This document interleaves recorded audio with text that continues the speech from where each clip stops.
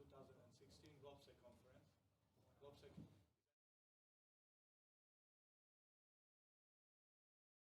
will be a second decade of excellence, like the first one was.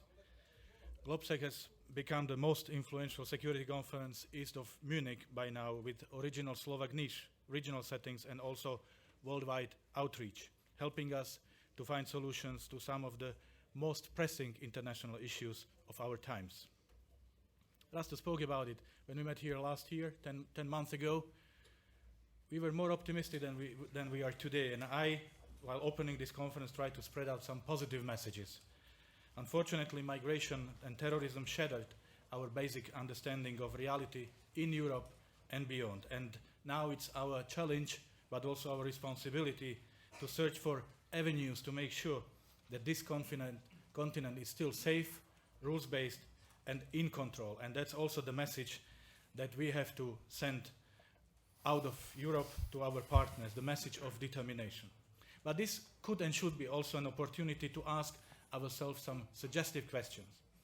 For example, on how we departed from vision of Europe whole and free to the increasing gap between its people and the EU integration project.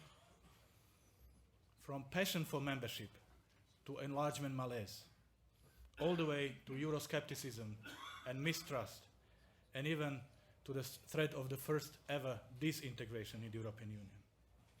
From a moral narrative on migration to the rise of far-right forces and extremism. From the Arab Spring hopes to failed states, Islamic radicalization, Daesh brutality, and terror attacks in the European capitals and scores of non-EU countries. From the high expectations of the second Maidan to the post-Soviet sobering reality of Ukrainian internal politics. From seeking Russia as a strategic partner to our solutions, to seeing Russia rather as a strategic dilemma.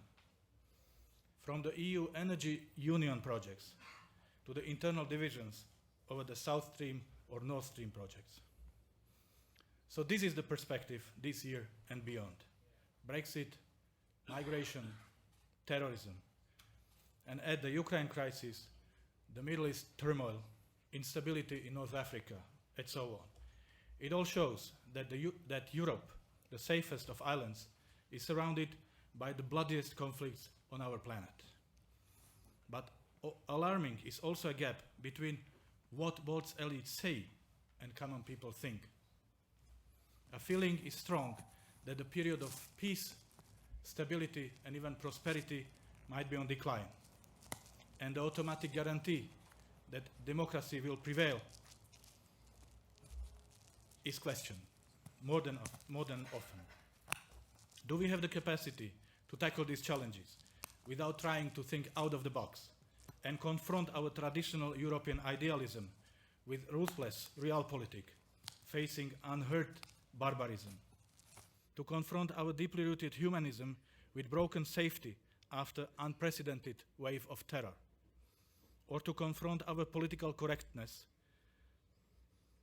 with the need of communication clarity to hold the rise of extremism? To be even more provocative, let me quote the philosopher Karl Popper, who once said about tolerance, and I quote, "If we extend unlimited tolerance even to those who are intolerant, if we are not prepared to defend a tolerant society against the onslaught of the intolerant, then the tolerant will be destroyed, and the tolerance with them." Thus, I wish to see the European Union to be more real, more political, and more global. Real, because there are some who see our ideals as our weakness, and therefore we must add some realism into our thinking, exactly to protect these ideals. Political, as we have to upgrade the European Union's bureaucratic foundation into strategic action. We need to adjust our sometimes clumsy policy making to ever faster political reality. And global, for time it's ripe to take a more strategic approach after being inward-looking for so long. Hopefully, the EU global strategy, which is under preparation, and the upcoming NATO summit will give us some inspiration in this regard. Ladies and gentlemen, Slovakia will work with these and many other issues during our upcoming EU presidency. So the more complex your deliberations here are, the more useful they might be for us during our presidency. But I also believe they will help us better understand current global state of play.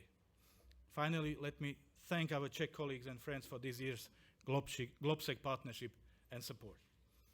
Enjoy your discussions, indulge in the pre-summer Bratislava atmosphere, and all together, let's make GLOBSEC truly global in its spirit once again. Thank you very much for your attention.